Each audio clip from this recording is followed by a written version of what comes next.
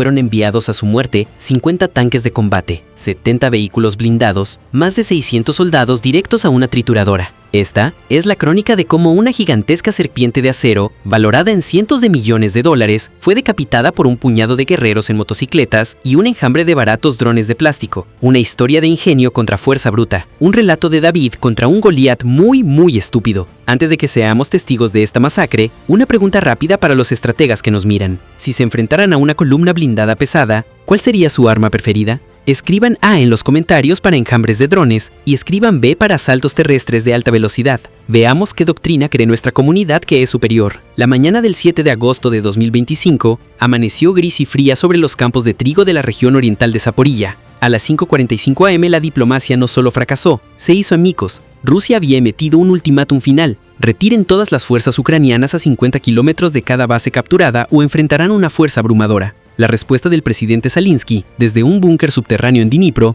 fue transmitida al frente. Fueron 3 palabras: ni un paso atrás. Para los comandantes rusos en el aeródromo capturado cerca de Melitopol, esta fue la luz verde. Su objetivo era audaz: perforar un agujero en la línea ucraniana, establecer una nueva base de avanzada y colocar a 3 regiones ucranianas con más de 1.200.000 civiles dentro del devastador alcance de su artillería. La misión era crear una plataforma de lanzamiento para un ataque profundo y paralizante en el corazón de Ucrania. A las 6 am en punto, los motores de más de 120 vehículos blindados rugieron. La serpiente de acero se puso en marcha. 50 tanques T-90M formaban la columna vertebral, bestias de guerra de 48 toneladas, cada una armada con un cañón de ánima lisa de 125 milímetros, que podía convertir un búnker en polvo desde más de 3 kilómetros de distancia. 70 vehículos de transporte de personal blindados BMP-3 se arrastraban a su lado, sus cascos repletos de infantería, sus torretas erizadas de cañones automáticos y ametralladoras. Camiones de combustible que transportaban 18.000 litros de diésel cada uno se escondían en el centro de la formación. Los transportes de suministros gemían bajo el peso de más de 40 toneladas de municiones, cartuchos para armas ligeras, misiles antitanque y más de 7.000 proyectiles de mortero. Extendida, la columna era una visión aterradora, un río de acero de 3.4 kilómetros de largo, avanzando a una velocidad constante de 28 kilómetros por hora. Era la viva imagen del poderío militar convencional, y cada metro que avanzaba era vigilada. A 100 kilómetros de distancia, en un búnker fortificado bajo Dnipro, el general Majavrilenko miraba una imagen de satélite proyectada en la pared. Vio la serpiente, vio la amenaza. A las 6:12 am, el Consejo de Guerra ucraniano le dio la orden que esperaba: ejecutar. El plan de Javrilenko fue algo que los planificadores de guerra de la OTAN estudiarían más tarde con una mezcla de incredulidad y asombro. Era un plan de batalla nacido de la desesperación y la brillantez. No tenía los tanques para enfrentarlos de frente, no tenía la artillería para machacarlos a distancia. Lo que tenía era una idea, un plan nunca antes visto para convertir la mayor fortaleza de Rusia, su pesado blindaje, en su mayor debilidad. La primera fase fue silenciosa, invisible. A las 6:28 am, desde posiciones ocultas a lo largo del frente, 20 drones de reconocimiento de largo alcance ascendieron al cielo del amanecer. Sus ópticas térmicas atravesaron la neblina de la mañana, pintando cada vehículo ruso con un marcador digital. La serpiente fue mapeada. Su cerebro, sus músculos, su vientre vulnerable, todo quedó al descubierto. Estos datos en tiempo real no solo se transmitieron al puesto de mando de Javrilenko, también se transmitieron a otro lugar, a docenas de pequeños equipos de drones dispersos, escondidos en líneas de árboles y detrás de bajas crestas a kilómetros de la columna que avanzaba. Estaban esperando, y a sus pies yacían los dientes de la trampa. 80 drones suicidas de bajo costo. Cada uno era poco más que una bomba volante construida por menos de $4.000. Pero atado a cada uno había una ojiva con carga de 12 kilogramos. Estos no eran herramientas de reconocimiento, eran cazatanques. Los operadores recibieron sus paquetes de objetivos. El plan era simple: no solo golpear la columna, romperla, paralizarla, crear un embotellamiento infernal. Y mientras se lanzaba la primera oleada de 80 drones asesinos, una alerta crítica parpadeó en la pantalla de un operador. Fallo en el enlace de telemetría. Dron 71. El dron, ya en vuelo, estaba ahora ciego. Un pedazo de chatarra de $4.000. Un pequeño contratiempo en el gran plan, pero un recordatorio escalofriante de la fricción de la guerra. Un recordatorio de que ningún plan sobrevive al contacto con el enemigo. Si disfrutas de este análisis profundo de la guerra moderna, tómate un momento para apoyar el canal. Un simple clic en el botón de suscribirse nos ayuda a crear más contenido como este. A las 6:32 am, el primer dron impactó. No apuntó a un tanque, apuntó al BMP-3 de la vanguardia. Volando a 140 km por hora, A solo 5 metros sobre los campos de trigo para mantenerse por debajo del radar ruso, se estrelló contra el costado del vehículo. La carga de 12 kilogramos detonó. Su propósito era penetrar 650 milímetros de blindaje de acero homogéneo, una tarea que realizó con brutal eficiencia. El chorro sobrecalentado de cobre fundido perforó el delgado blindaje del BMP como una aguja a través de tela. No solo deshabilitó el vehículo, cocinó instantáneamente el interior. La sobrepresión de la explosión volcó la máquina de 19 toneladas sobre su costado, como si fuera un juguete de niño. Segundos después, otro dron encontró su objetivo, un camión Ural cargado de munición. La explosión resultante fue catastrófica. Una bola de fuego floreció en el cielo y la onda explosiva atravesó un escuadrón cercano de infantería. Más de 40 soldados rusos murieron o resultaron heridos en una sola y horrible explosión. La columna rusa reaccionó al instante. Los cañones automáticos de los BMP-3 giraron, escupiendo proyectiles de 30 milímetros al aire. Las ametralladoras PKM abrieron fuego, enviando trazadoras que cruzaban el cielo gris. Fue una respuesta furiosa y disciplinada, y fue completamente inútil. El enjambre de drones era demasiado numeroso, demasiado bajo, demasiado rápido. Por cada dron derribado, 5 más pasaban. La columna estaba siendo quirúrgicamente desmantelada. Pero el general Javrilenko sabía que esta primera oleada no sería suficiente. Heriría a la serpiente, pero no la mataría. Para eso, había preparado una segunda fase, mucho más insidiosa, que se basaba en usar las propias defensas de Rusia en su contra. Mientras el caos engullía la cabeza de la columna rusa, la fase 2 comenzó. Desde posiciones ocultas se lanzó una segunda oleada aérea, 40 cuadricópteros modificados. Eran lentos, eran torpes, y atado al vientre de cada uno había una sola mina antitanque TM-62.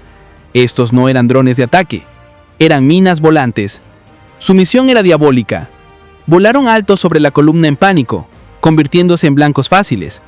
Los artilleros rusos, desesperados por una baja, accedieron. Abrieron fuego, destrozando los cuadricópteros en el aire. Y eso era exactamente lo que los ucranianos querían. Cuando un proyectil de 30 milímetros atravesaba un cuadricóptero, detonaba los 7.5 kilogramos de TNT de la mina que transportaba. El resultado era una letal explosión aérea, lloviendo metralla sobre las tripulaciones expuestas y los vehículos de piel suave debajo. El fuego defensivo ruso se había convertido en una catastrófica responsabilidad. Cada vez que apretaban el gatillo, era un acto de autodestrucción. Al darse cuenta de esto, los comandantes rusos gritaron por sus radios a sus hombres para que cesaran el fuego. Pero en el ruido y el terror del campo de batalla, la orden se perdió. La comunicación se estaba desmoronando. Fue en este momento crítico que el plan ucraniano casi se desmorona.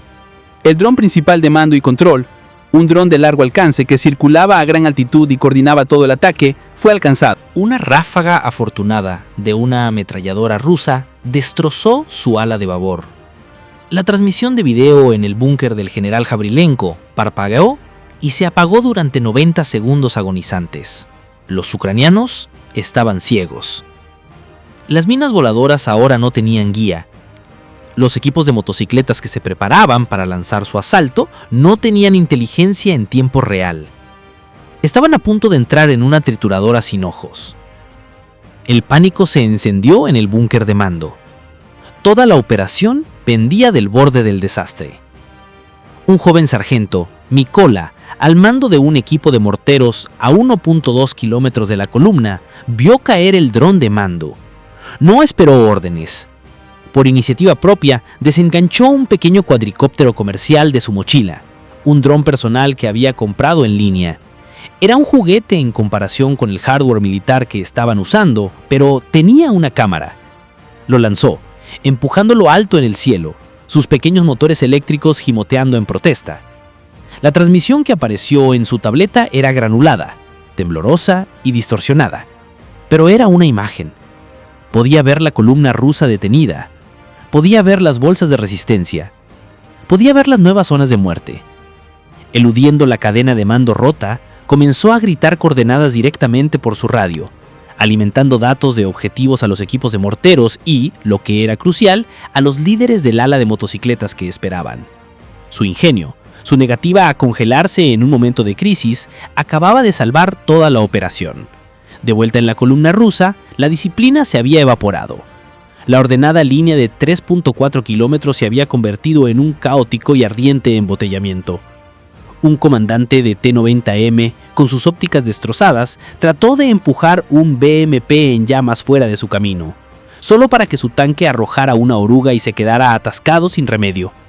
Las tripulaciones salieron de los vehículos dañados, solo para ser derribadas por las minas que explotaban en el aire o por los morteros ucranianos previamente apuntados que ahora comenzaban a llover con una precisión aterradora, guiados por el pequeño dron de Mykola. El error circular probable de los proyectiles de mortero era de menos de 5 metros. Eso significaba que por cada proyectil disparado tenía un 50% de probabilidad de aterrizar a 5 metros de su objetivo. Contra infantería dispersa, eso es mortal. En una columna atascada y compacta, era un apocalipsis. En menos de 6 minutos, el poderoso avance ruso se había detenido en seco. El campo de trigo abierto se había transformado. Era una zona de muerte. La serpiente ahora estaba ciega, rota y enroscada sobre sí misma, y los lobos se acercaban. ¿Qué habrías hecho tú si hubieras estado en el asiento del comandante cuando la transmisión de inteligencia principal se apagó? ¿Habrías cancelado el ataque o confiado en la iniciativa de tus soldados en el terreno? Deja tu respuesta en los comentarios. A las 6:41 am se dio la orden. Desde posiciones ocultas detrás de líneas de árboles y bajas crestas, 200 motores se encendieron al unísono. No era el rugido de los tanques, era el chillido agudo de motocicletas de cross de grado militar. 200 pilotos, cada uno con un artillero armado con armamento antitanque, salieron de la cobertura. Estos no eran infantería estándar, eran un nuevo tipo de caballería, construida para la velocidad y el impacto. Cada moto pesaba solo 145 kilogramos, podía ir de 0 a 60 kilómetros por hora en menos de 5 segundos y tenía un alcance de más de 300 kilómetros. Eran demasiado rápidas para que una torreta de un tanque las rastreara y demasiado ágiles para que una ametralladora las apuntara. Se dividieron en 3 alas, un tridente de muerte rápida apuntando a la columna paralizada. A las 6:46 am, el ala 1 de motocicletas, con 80 pilotos, se estrelló contra el flanco sur de la columna. Se movían como fantasmas, usando los restos en llamas como cobertura. Un equipo de 2 hombres se lanzaba en cohete hacia un objetivo. El artillero, armado con un RPG-26, le daba un toque a su conductor, que desviaba la moto, dándole al artillero un tiro claro. El cohete disparado desde tan cerca como 23 metros daba en el blanco. Luego, antes de que el zumo se disipara, la moto se había ido, desapareciendo de nuevo en el caos. Eran cazadores eliminando objetivos de alto valor. Otro equipo, armado con un mísil teledirigido por cable Malutka, más antiguo, se colocó detrás de un camión destruido. La ojiva del mísil, capaz de penetrar 460 milímetros de blindaje, era más que suficiente para cortar el lado de un T-90M a una distancia de 280 metros. El impacto visceral fue horrible. La carga no solo explotó, inyectó un chorro de metal fundido en el compartimiento de la tripulación, convirtiendo el interior del tanque de $500,000 en un horno presurizado. Pero la victoria no fue sin costo.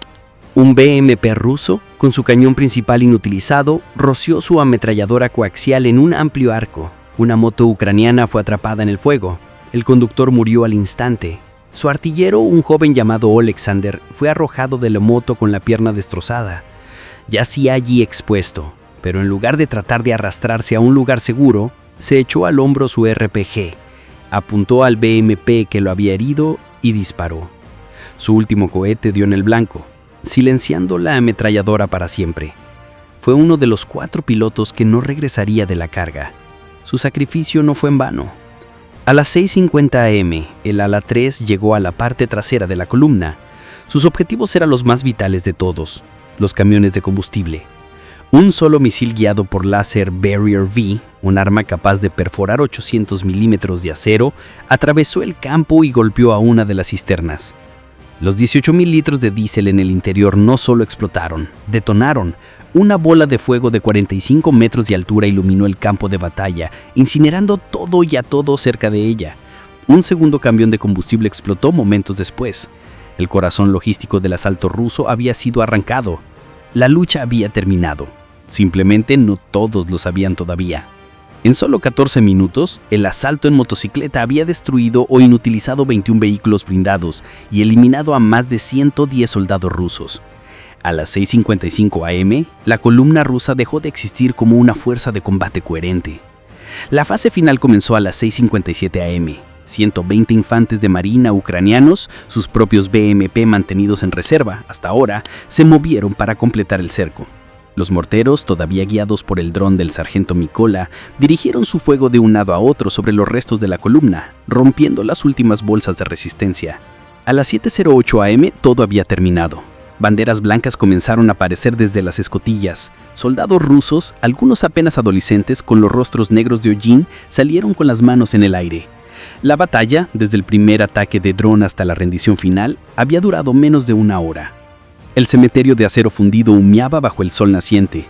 Si este tipo de análisis táctico detallado es lo que buscas, asegúrate de suscribirte. Vamos más profundo que cualquier otro. El epílogo fue una escena de devastación total. Lo que había sido la punta de una lanza apuntada al corazón de Ucrania era ahora un cementerio de chatarra. Las pérdidas rusas fueron asombrosas. Más de 140 muertos en combate, 180 capturados, sus rostros una mezcla de conmoción y alivio, 29 vehículos blindados incluidos 9 de los formidables tanques T-90M fueron completamente destruidos, otros 11 quedaron inutilizados. 4 camiones de combustible y 7 transportes de munición eran cascos humeantes, sus contenidos habían contribuido a la destrucción del campo de batalla. Los ingenieros ucranianos comenzaron el largo proceso de asegurar el lugar, recolectando más de 400 rifles, 60 ametralladoras y decenas de miles de cartuchos de munición. El costo para Ucrania, milagrosamente, casi increíblemente, ligero. 4 pilotos de motocicleta muertos, 4 familias que recibirían una bandera. Un precio alto, pero uno pagado para evitar una catástrofe que habría puesto a 1.2 millones de sus compatriotas bajo la amenaza de la artillería. Las lecciones aprendidas ese día en los campos de Zaporilla se escribieron a fuego y acero. Fue una confirmación brutal de que la adaptabilidad, la velocidad, el ingenio podían y derrotarían el poder de fuego convencional puro. Toda la fuerza de asalto rusa, valorada en cientos de millones de dólares, había sido inutilizada por un plan que utilizó drones que costaban menos que un coche usado y soldados en motocicleta. Demostró que el dominio del espacio de batalla podía lograrse no a través de la masa y el blindaje pesado, sino a través de la dispersión, la precisión y el uso magistral de la inteligencia en tiempo real transmitida directamente al borde táctico. Esto no solo fue una victoria, fue una humillación, una demostración de que las viejas formas de guerra estaban muriendo. Muchos de ustedes que ven esta hora tienen una profunda conexión con el ejército, ya sea a través de su propio servicio o el de su familia. Entienden que, detrás de la tecnología y las tácticas, la guerra siempre es un esfuerzo humano. Esta batalla no fue ganada por héroes sin fallas, fue ganada por un general bulínulo de arriesgar un plan radical. Fue ganada por un joven sargento que se negó a dejar que el plan fallara cuando la tecnología flaqueó. Fue ganada por hombres como Oleksandr, que dieron su último aliento para proteger a sus compañeros. El mensaje global era claro e innegable. Las guerras futuras no se decidirían por el tamaño de un arsenal, sino por la voluntad y la innovación de quienes defienden su patriota de la invasión. Demostró que el espíritu de un soldado es el arma más poderosa en cualquier campo de batalla. Hemos recorrido cada fase de esta increíble batalla, desde el colapso diplomático hasta la rendición final. Ahora, me gustaría escuchar sus opiniones. Primero, ¿fue esta victoria ucraniana un milagro táctico? ¿Un éxito único basado en la sorpresa? ¿O representa esta batalla realmente el futuro de la guerra moderna? Segundo, ¿cuál crees que es la lección más importante que los planificadores militares de todas las naciones deberían sacar de este enfrentamiento? Y finalmente, ¿qué futuras batallas históricas o hipotéticas quieren que analicemos con este nivel de detalle? Dejen sus respuestas a las 3 preguntas en la sección de comentarios. Su aporte realmente da forma al futuro de este canal. Y si llegaste hasta aquí, eres el corazón de nuestra comunidad. Apóyanos dándole me gusta a este video, suscríbete al canal y activa la campana para que nunca te pierdas un nuevo análisis. Hasta la próxima, mantente alerta y mantente seguro.